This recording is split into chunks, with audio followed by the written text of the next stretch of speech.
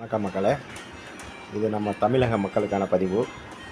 இப்போ பார்த்தீங்கன்னா 2026 எலெக்ஷன் வருது. இதில் நீங்கள் எல்லாம் செலுத்தக்கூடிய ஒவ்வொரு ஓட்டும் தான் அடுத்த உங்களுக்கான 5 வருடத்தை தீர்மானிக்குது.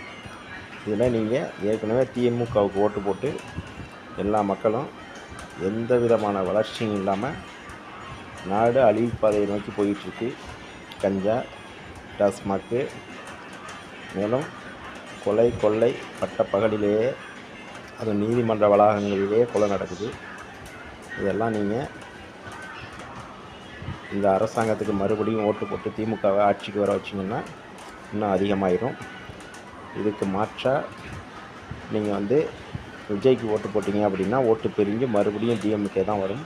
இதனால் நீங்கள் அதிமுகவுக்கு ஓட்டு போட்டு பாரதிய ஜனதா கட்சி அதிமுக வெற்றி பெற்ற செய்தால் உங்களுக்கான நல்லாட்சி மலர்ந்துடும்.